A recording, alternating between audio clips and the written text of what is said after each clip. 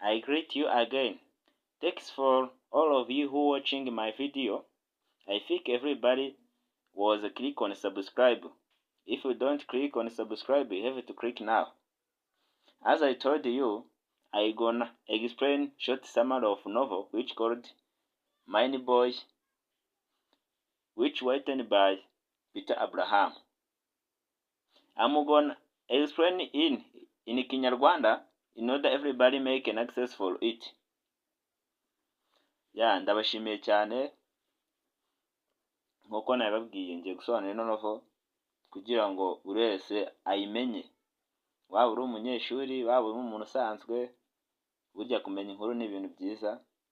Niyo mpamvu tugiye gusobanura ino nkuru, dusobanure short summary kubera ko ino nkuru ni ndende cyane, ifite chapter 16, ntago wayisobanura uko iri mu gatabo, ariko mujye mugenda no mu dutabo tunini turahari cyane musome yose, ariko none ntangiye gusobanura short summary. Ino nkuru rero ya Mine Boy yabereye muri South Africa mu gace ka Malenkap mu mujyi wa Johannesburg. Dutangira n'umugabo witwa Zuma, yari ageze muri Johannesburg muri Malenkap avuye muri north of South Africa. Ntabwo yari afite icyo kurya, ntabwo yari azi aho agiye, ndetse nta naho yari afite ho kuba. Kubw'amahirwe yahuye n'umugore bita Leah, aramufasha amujyana iwe muri compound yiwe. Ageze muri iyo compound yahuye n'abantu batandukanye cyane, harimo Daddy, Maplak, Joseph, Dradra, ndetse ako kanya Dradra yahise amwataka ashaka kumwica, amucisha icyuma mu isura. Yakekaga yuko ashobora kuba ari umugabo mushyashya wa Leah, bitewe n'uko umugabo wa Leah wundi yari yarafunzwe bitewe n'uko yishe umugabo wagerageje gusoma Leah. Ariko ako kanya iyo ntambara Leah yarayihosheje. Undi mugabo bita Joseph yahise akeka yuko Zuma yaba ari umupolisi, ndetse abibazaho Leah. Leah avuga yuko abizi neza ko Zuma atari umupolisi ndetse baramwakira. Nuko aho ngaho muri iyo compound ntago Zuma yari afite icyumba cyiwe, ariko Leah yahise ategeka umukecuru bitaga Maplak kugira ngo ahereze Zuma ibyo kurya, bitewe n'uko Zuma yari ashonje ndetse ari tired cyane. Yari yambaye imyenda iri torn ni imyenda ishambaguritse cyangwa y'incocero, ndetse n'inkweto ziwe zari zishaje cyane zaracitse.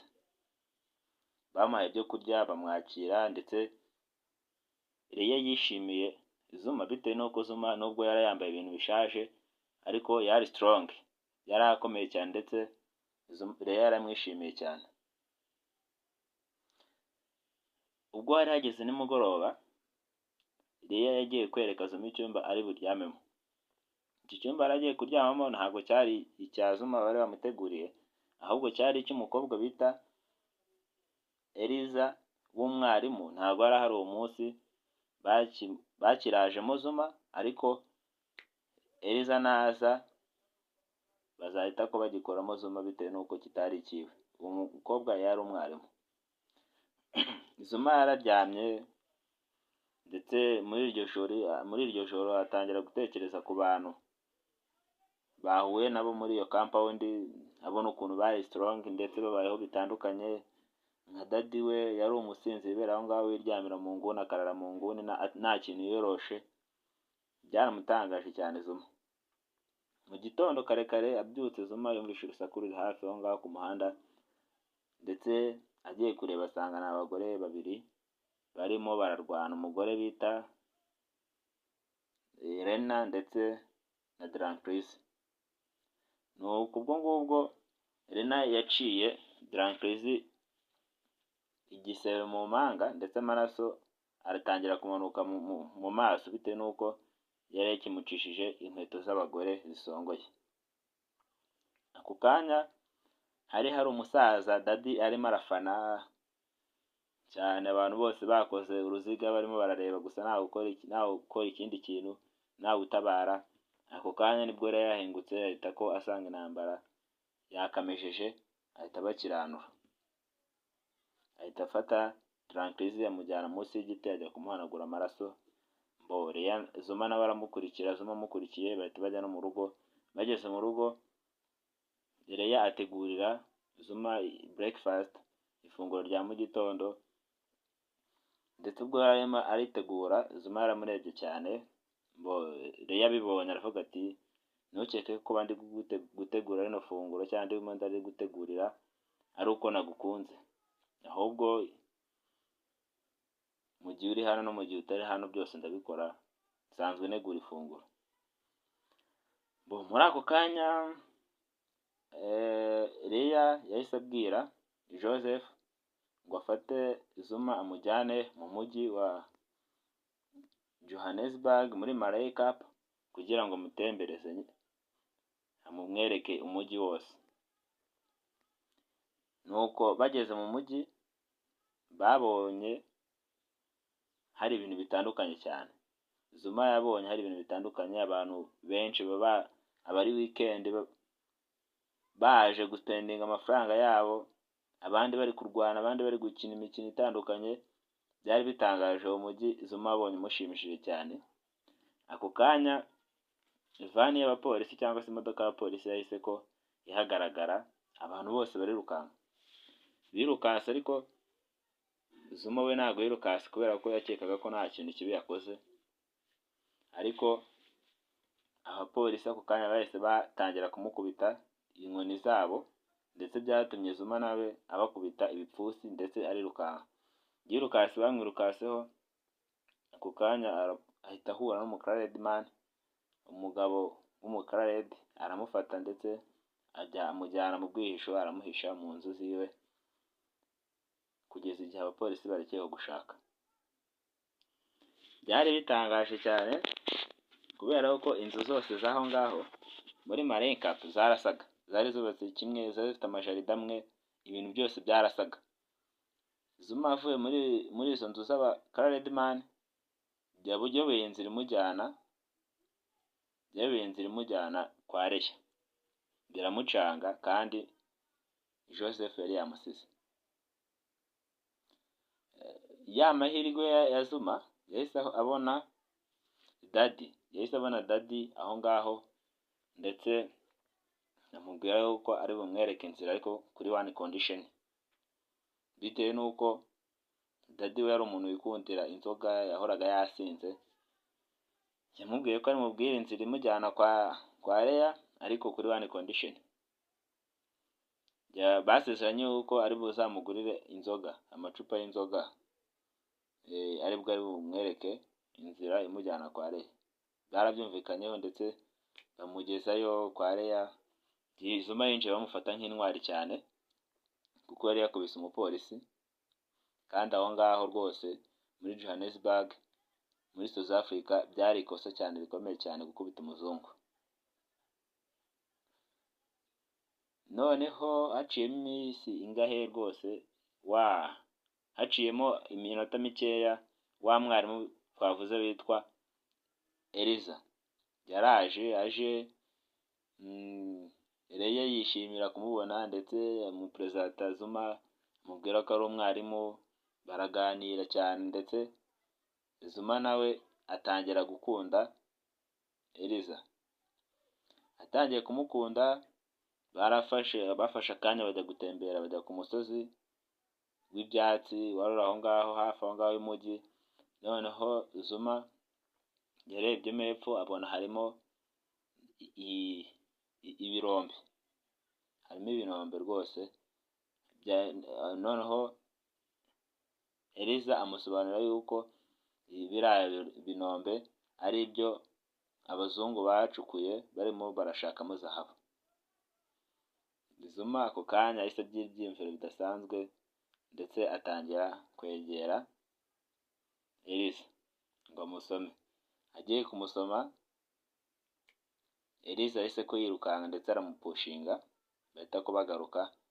muri compound yo kwa Leya, ndetse ari kuza Zuma aho ngaho barahageze ahita abona undi mukobwa udasanzwe nanone witwaga Maisie. Maisie we ntabwo yakundaga ibintu cyane, kuko Eliza we yakundaga umuntu uzi gusoma ibitabo, wambara nk'abazungu, uvuga indimi nyinshi nk'abazungu, ndetse muri wiwe nawe yambaraga nk'abazungu, akora ibintu bimeze nk'iby'abazungu. Zuma kandi ntabwo yakoraga ibintu bimeze nk'iby'abazungu. Noneho Zuma avuye kuri umusozi yabonye Maisie udakunda ibintu bimeze nk'ibya Eliza, ndetse Maisie yumvaga ko yahuza na Zuma bagahura bakamenyana cyane. Nabo baramenyanye bahita ko bafatana kandi bajya gutembera, bajya ahantu kubyina mu mihanda, muri street, in the set of street, mu ihuriro ry'imihanda bajya kubyina.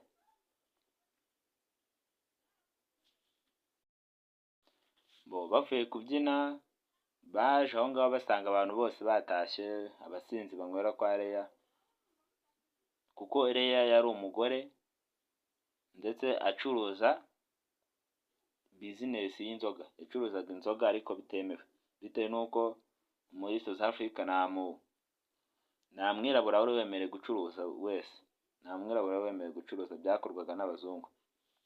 Ariko Leya yabikoraga biri irigo, yabikoraga bitemewe. Yaraje Zuma aje nyine asanga abantu bose banywera kwa Zuma, kwa Leya batashye, ariko hari hasigaye umusinzi umwe witwa Johannes, ndetse Johannes yari inshuti na Leya. Nuko Johannes abonye Zuma atangira kumwataka, atangira kumubaza ari uwa hehe, amwataka cyane, ndetse ashaka no kumutera icyuma, ariko Leya yari aho ngaho yahosha iyo ntambara, ndetse baraganira. Johannes aganira na Zuma amubwira ko yaturutse muri North bitewe n'uko babona akazi gahaba, yaje gushaka akazi mu birombe, ndetse Leya asaba Johannes ko yazafasha Zuma kubona akazi mu birombe.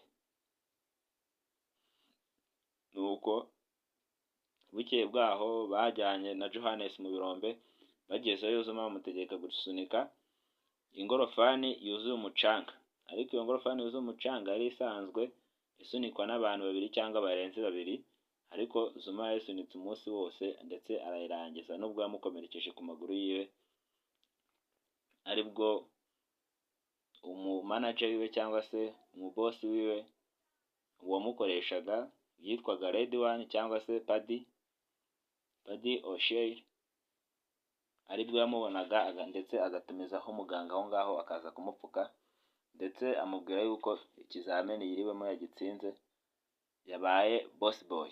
Boss boy yari umuntu uhagarariye itsinda runaka cyangwa shift, itsinda runaka ricukura amabuye, ndetse Paddy yabaye inshuti cyane na Zuma, aramufasha, amuhereza amafaranga, amuhereza imyenda, ava mu ncwabari.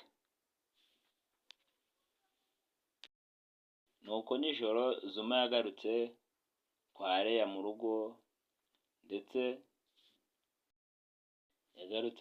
ndetse ahageze ahita asanga Eliza arahari, ndetse bakora urukundo, barararana, bakora ibyabo, ndetse mu gitondo hageze Eliza yahise abwira Zuma yuko ibyo bakoze nijoro yari amakosa, yuko atajya yiyumvamo aba black man, cyangwa se adakunda abantu bafite imyitwarire nk'iy'aba black. Ariko Zuma we yagarutse kwa Maisie, asanga Maisie nyine aracyamukunze cyane cyane. Ariko nuko mu gitondo gikurikiyeho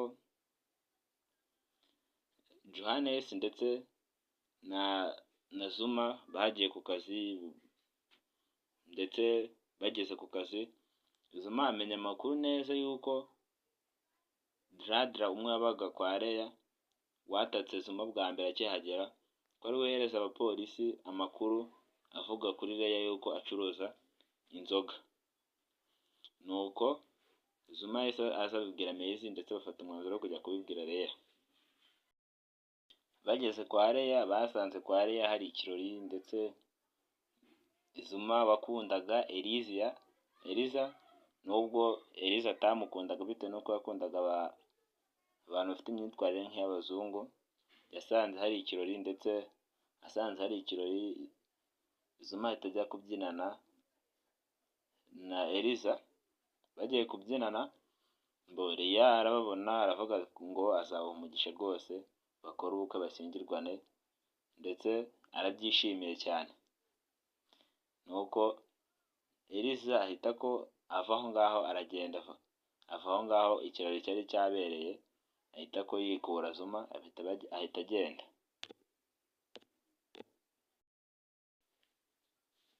Ava aho ngaho kwa Leya muri iyo kampani ndetse arahava burundu arabura. Nuko nijoro muri icyo kirori bakiriye amakuru y'uko Dadi bamubonye yatewe icyuma ndetse imodoka yamugonze yamukomerekeje cyane ariko ndetse yapfuye atakiriho. Nuko Zuma nawe bitewe n'uko yari yaramaze kubona amafaranga ndetse n'ibikenewe kugira ngo ave mu gipangu cyo kwa Leya, yari yarabonye ahantu aba ndetse akahabona ibyo ashaka bitewe n'uko yari afite amafaranga yari asigaye ari boss boy nababwiye yuko ari wa muntu wabaga uhagarariye itsinda runaka ricukura mu birombe. Nuko rero mu gitondo gikurikiyeho Leya yarafunzwe bitewe n'uko yacuruzaga inzoga kandi bitemewe, yafunzwe n'abapolisi bo muri ako gace. Ndetse Maplak wa mukecuru uhaye Zuma ibiryo bwa mbere niwe wagiye guhereza amakuru Zuma yuko Leya yamaze gufungwa n'abapolisi. Nyuma yaho byashyize Zuma mu rujijo cyane ndetse yumva yanze abazungu cyane. Nuko Padi yabonye Zuma ndetse arakaye ndetse anababaye cyane,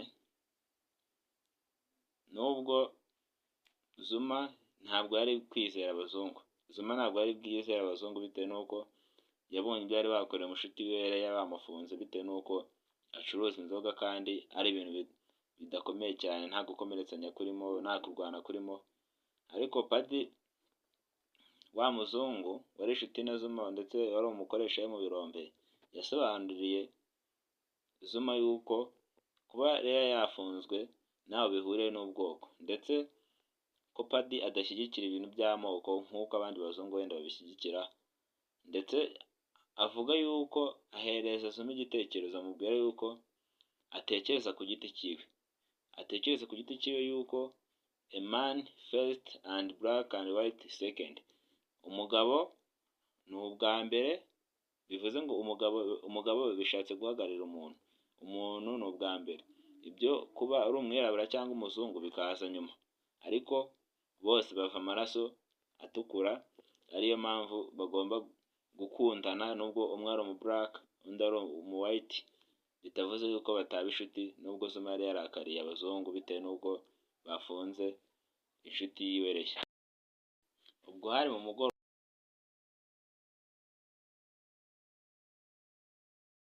mu mugoroba aribwo Zuma yahise ko ajya kuryama, ndetse kuryama kwiwe mu bitekerezo byiwe nta kindi cyari kirimo. Icyari kirimo kwari ukwimajina nyine kuzaba muri sosiyete itarimo ubwoko. Sosiyete itarimo ubwoko nta kuvuga ngo uri umwirabura, nta kuvuga ngo uri umuzungu, ndetse ibintu byose ari byiza. Atangira kubitekereza nyine nk'umuntu uri kubirota mbere y'uko aryama. Mu gitondo gikurikiyeho Zuma yagarutse ku kazi gukora mu birombe, ndetse kubera yuko yari afite shift. Iyo uvuze shift ni nko kuvuga groupe runaka, hari morning shift and night shift. Morning shift ni groupe ikora mu gitondo, night shift ni groupe ikora nijoro. Nuko rero yari aje mu gitondo na groupe yiwe baje gukora mu gitondo, nuko basanga mu birombe harimo urusaku cyane, harimo urusaku, aho bakoraga harimo urusaku cyane, ariko bitewe n'uko ikirombe cyari cyagwiriye umuzungu bita Chris ndetse na ya nshuti ye yamuhaye akazi bita Johannes, cyari cyabagwiriye barimo hasi. Nuko manager w'icyo kinombe abwira Zuma yuko shift ye igomba kujya gukoramo aho ngaho ako kanya, ariko Zuma yarabyanze bitewe n'uko yari yabonye ko ikinombe cyaguye kandi badashobora kuba bajya gukora muri icyo kinombe bataragisana. Nuko Paddy nawe ashyigikira Zuma yuko batagomba kujya gukoramo aho ngaho, ahubwo bahita ko bajyamo hasi, be na Paddy bajya kureba inshuti zabo zaguyemo.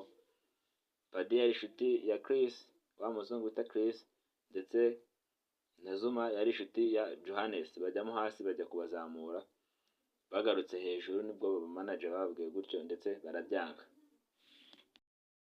Nuko babyanze, manager w'icyo kinombe yahise ko ahamagara abapolisi kugira ngo baze bafunge abo bakozi banze kujya gukora, ndetse na Paddy nawe urumva yari muri abo bakozi yari ashyigikiye ba bakozi banze kujya gukorana ba Zuma, ahamagara abapolisi kugira ngo baze bafunge. Ako kanya hatangiye kumvikana utuduha twa polisi, nuko uruhande rumwe rwarimo abazungu bashaka guhunga, urundi rurimo abirabura abo ba Zuma bari bacukura, ariko uwo muzungu bita Paddy arimo hagati. Nuko manager akamubwira ati ngwino mu bazungu kugira ngo polisi itagutwara, ndetse n'abirabura bari aho ngaho. Paddy abura icyo akora abuze icyo akora, yemera kwitanga kugira ngo yereke Zuma yuko ubwoko butari ngombwa, ndetse sosiyete izaba hari nziza, abantu bakagaruka n'amoko, abantu bagakundana bisanzwe. Yemera kwitanga ajya mu birabura, muri rwa ruhande yari yashyigikiye ko rutajya mu binombe gukora batarabisana. Ako kanya yahise ko abwira abirabura bose ngo birukanke bahunge polisi itaragera, ndetse arasigara aho ngaho. Abirabura bandi bakoranaga na Zuma yarayoboye bahise ko birukanka, Zuma nawe kugenda biranga, kugenda byanze, Paddy aramuhatiriza arirukanka. Nuko ako kanya Zuma nawe arirukanka aragenda, Paddy ahita ajya gufungwa n'abo bapolisi. Nuko ako kanya Zuma yahise ko yirukanka agaruka kwa Maize, wa wundi bari basigaye bakundana, bitewe n'uko Eliza yari yagiye yarahunze, kwa yari atakigaragara muri uwo mujyi. Zuma yasigaye akundana na Maize. Nuko Zuma araje abibwira Maize ibyabaye byose, ndetse Maize amubwira yuko rwose Paddy ari umuzungu mwiza udashyigikira ibintu by'abirabura. Zuma ako kanya yumva ibyiyumviro biramufashe, bimwe Zuma yamubwiye yuko Paddy yamubwiye yuko sosiyete izabaho nta bintu by'amakimbirane, nta bintu by'ubwoko. Zuma atangira kubyumva neza yuko Paddy yari umuzungu mwiza, n'uburyo yemeye kwitanga akajya muri groupe yabo kandi yajya mu bazungu atari bufungwe. Ako kanya ndetse atekereza yuko abantu bafunze bose muri gereza ari abirabura. Paddy niba mufungana n'abirabura, Zuma yatekereje ko abirabura baramwica, bakeka ko nawe afite ihohotera ari nk'iry'abazungu. Ako kanya Maize yamushyigikiye kuba nawe yajya kwiyunga na Paddy muri prison aho bari bafungiye. Zuma ako kanya yahise ko abwira Maize ngo azamutegereze, ndetse aramukunda cyane, igihe azagarukira cyose azamutegereze, azamugira umugore. Nuko Paddy ahita ko ajya kwiyunga na Red One, cyangwa se ariwe bita Paddy. Zuma nyine niwe agiye kwiyunga na Red One aho yari afungiye, cyangwa ariwe bita Paddy, kugira ngo amurinde abirabura batazamwica, bitewe n'uko bakeka yuko nawe afite ivangura cyangwa se irondabwoko nk'abazungu. Iyi novo rero ni uko isoza Zuma agiye kwiyunga na Paddy muri gereza bafunzwe. Zuma yari afunzwe, Paddy afunzwe, Leya nawe yarafunzwe amezi 6 kubera inzoga. Daddy nawe imodoka yari yaramugonze, Dradra nawe yaratewe icyuma, Eliza yaragiye yaravuye aho ngaho muri Johannesburg muri Marine Cup, Mark Clark niwe usigaye isoza, wa muryango wose warabaye disparate rwose, waratandukanye cyane, nta hantu gihuriye ubwo ngubwo.